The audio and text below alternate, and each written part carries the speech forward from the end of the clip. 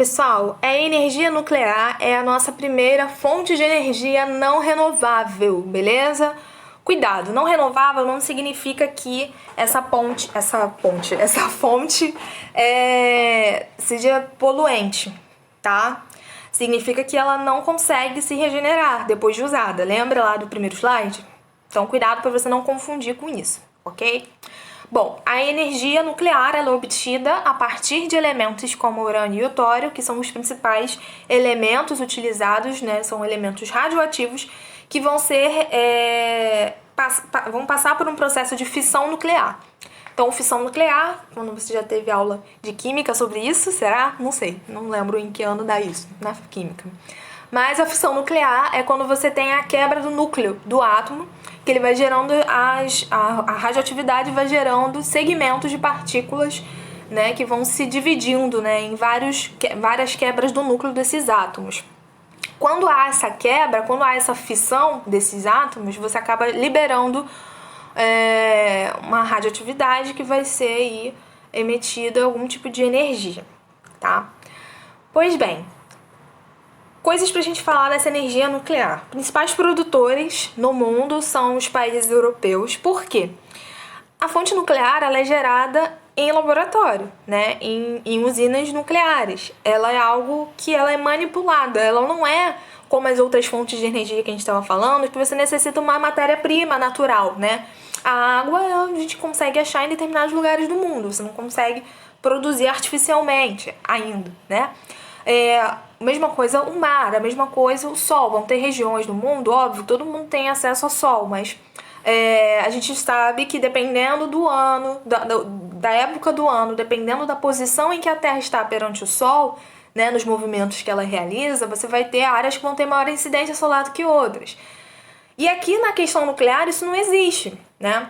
O que vai ser uma geração de energia totalmente manipulada pelo homem, né? Então é algo que os países europeus, por terem essa ausência ou essa dificuldade na captação, né, de recursos naturais, para eles é uma solução ótima, porque eles têm tecnologia, eles têm capital, né? Então, de certa forma, a energia nuclear foi muito difundida e consumida, né, por grande parte dos países europeus, principalmente a França, que, tem mais da metade do que ela tem de energia hoje, de consumo, advém da energia nuclear. Só que isso, né, com o passar do tempo, foi gerando alguns tipos de instabilidades muito grandes. Porque a energia nuclear, qual é o grande problema dela ambiental, digamos assim? É quando há algum tipo de acidente nuclear, né? Quando há uma explosão, quando há um problema com a manipulação daquele elemento radioativo, né? Então tem que ter um cuidado muito grande ao se manipular manipular esses elementos, né? Então o grande problema está nos acidentes, né? Que vão gerar explosões, vão reproduzir atividade radioativa, né? E que vai ser algo negativo para o ambiente e também para os seres humanos, tá? Então, acidente relevante, né, que a gente destaca de energia nuclear foi no Japão, em Fukushima, que na verdade não foi nenhum problema gerado pela usina. Houve, né, a gente sabe que na região ali, né, da Ásia, no Japão, tem uma grande instabilidade tectônica, né? Eles estão ali, né, no Círculo de Fogo do Pacífico, pertence a uma região de instabilidade, onde você tem a proximidade de placas tectônicas que vão gerar ali abalos sísmicos constantes. Houve além de um abalo sísmico, a geração de um tsunami, onde foi propagada essas ondas no mar, né, no oceano, acabou gerando uma elevação das ondas, acabou atingindo as cidades, né, e acabou gerando um problema numa usina, num centro nuclear, que seria na cidade de Fukushima, na região de Fukushima, onde os reatores não conseguiram aguentar essa instabilidade que veio da Terra e que os operadores não conseguiram diminuir a temperatura, né, do interior do reator. Acabou gerando aí uma grande explosão em Fukushima, que acabou destruindo ali grande parte da cidade e acabou transmitindo algum tipo de radiação radioativa, né, para a população, e foi um acidente nuclear que chamou muita atenção. A gente tem outros acidentes também, acidente de Chernobyl, na Ucrânia, A gente tem alguns outros problemas também. Aqui no Brasil teve a questão de Angra, mas não chegou a ser uma explosão que gerou atividade radioativa. Isso então foi gerando alguns questionamentos ao uso dessa energia, porque é algo muito grande, né? Além dos impactos que as fontes, né, de energias nuclear geram, né, geram a possibilidade de construção de bombas nucleares, que são aí disseminadoras, né, de grandes territórios, dependendo até mesmo da superfície terrestre. Então, é algo muito preocupante que envolve não só questões ambientais, mas também questões políticas, beleza? Então, a França, atualmente, e alguns outros países da Europa, estão se comprometendo em reduzir as atividades nucleares e buscando fontes alternativas, como a gente viu algumas, né, das energias limpas, como as solares, a eólica, a de hidrogênio, enfim, tentando buscar outras fontes de energia que não sejam nem a nuclear e nem a de combustíveis fósseis, né, que é a nossa próxima, é a última, né, fonte de energia que a gente vai falar, que é a que gera o maior problema, digamos assim, os maiores problemas ambientais e também de questões de conflitos políticos, né, de detenção desses recursos, tá? Como é que funciona a queima das termoelétricas? Lembram das termoelétricas? Termoelétricas de combustíveis fósseis. Você tem a queima de material fóssil produzido sob alta pressão para gerar uma turbina e acionar um gerador elétrico, que são as termoelétricas, como eu falei, que também é o mesmo processo para as usinas de biomassa, tá? A diferença é o material. Então, os combustíveis fósseis são essas energias não renováveis e poluentes. Elas são energias sujas, elas são energias não limpas. Beleza? Então, a gente tem alguns tipos de combustíveis fósseis. O principal, mais famoso, mais conhecido, né, é o petróleo, tá? Então, vamos lá. Aonde a gente encontra esse bichinho aí tão disputado no mundo, né? O petróleo, ele vai estar em áreas, né, de bacias, áreas mais rebaixadas, onde você vai ter a possibilidade de encontrar matéria orgânica, né, onde vai ser processada ao longo do tempo, né, que vai gerar nos fósseis esse líquido, né, essa gosma aí que vai ser geralmente achada em lugares abaixo de água, tá? A gente vai ver um videozinho para facilitar isso. Mas onde é que tem, então, essas feições naturais, onde a gente vai encontrar o petróleo naturalmente no mundo? Como eu falei para vocês, né, lá da OPEP, né, os países, né, que são os exportadores, né, de petróleo do mundo, os países da OPEP são os países do Oriente Médio, então a gente tem aí, ó, vamos lá, tá de baixo para cima os países que têm maiores reservas, né? Então, a Venezuela, como eu falei, é um caso aqui fora da América Latina. Aí vamos seguindo, né, as reservas. Arábia Saudita, Canadá, Irã, Iraque, Kuwait, Emirados Árabes, Rússia, Líbia e Nigéria, tá?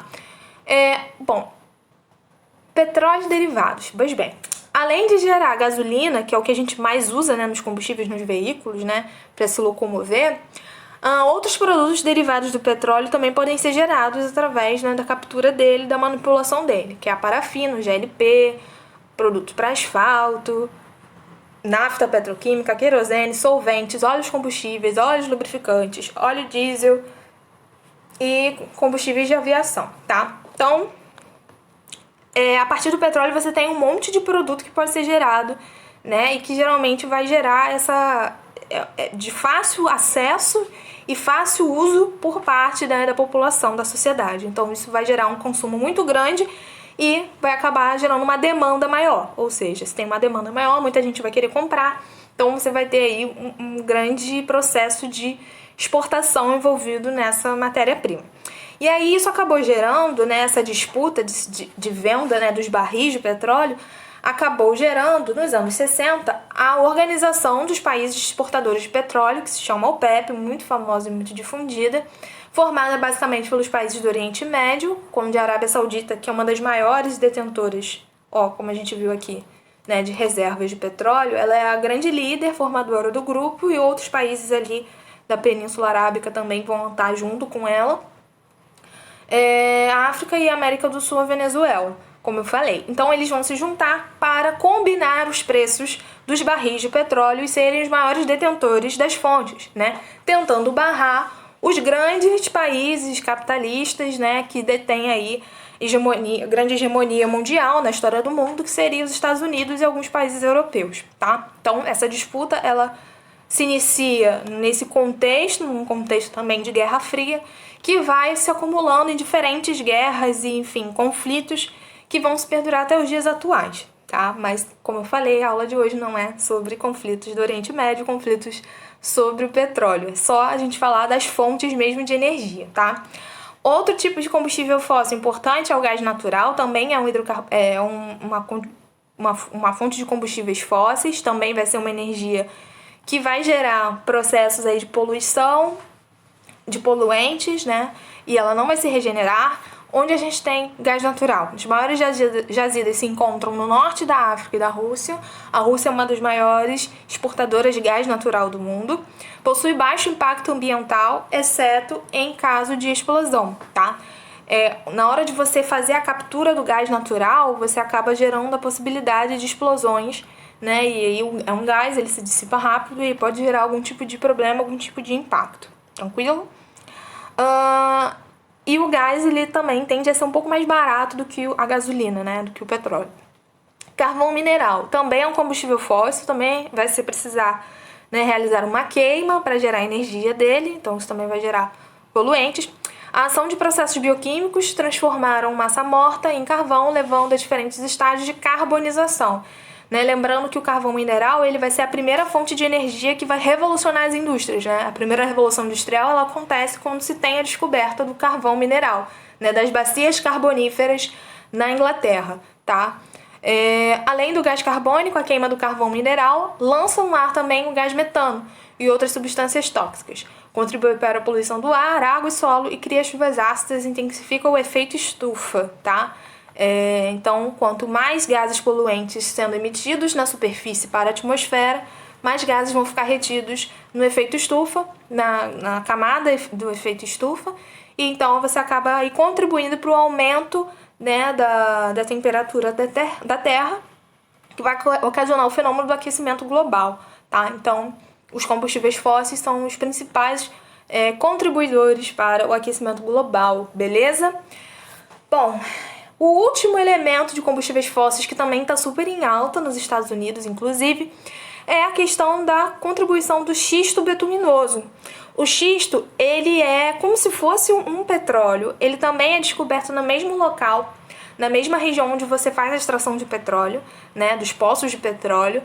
Mas ele é um combustível muito valorizado e ele vai ser, na verdade, como se fosse um gás retido dentro de um conjunto de rochas, basicamente, né, sedimentadas nas áreas mais baixas da camada, tá?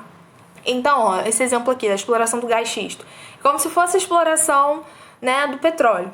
Você vai descer vai criar uma fissura, você vai ter ali componentes que vão tentar extrair, onde você tem as rachaduras, né, as fissuras nas camadas sedimentares para poder sugar, digamos assim, o gás retido do xisto betuminoso. Beleza? E, gente, pra gente só finalizar, vamos tentar entender o seguinte, ó. Esse é um gráfico, né, da matriz energética do mundo, onde se tem a maior proporção de fontes não renováveis no uso, né? Ou seja, nós usamos muito mais combustíveis fósseis do que outros combustíveis, do que outras fontes de energia disponíveis. A gente demorou pra caramba pra falar de todas elas, porque tem uma lista aí, né, de fontes para serem usadas. Mas a gente também não pode ser ingênuo, né? A gente sabe que existem vários empecilhos, né, no uso dessas fontes. Então a questão principal é a questão monetária, a questão do custo, né? Para você ter uma energia mais limpa é algo mais caro, é algo mais custoso, né? Então muitos países e muitos dirigentes não estão preocupados com isso. Porém, a questão ambiental se está tornando uma emergência muito grande, né? O acompanhamento do desenvolvimento sustentável surgindo junto com o desenvolvimento econômico.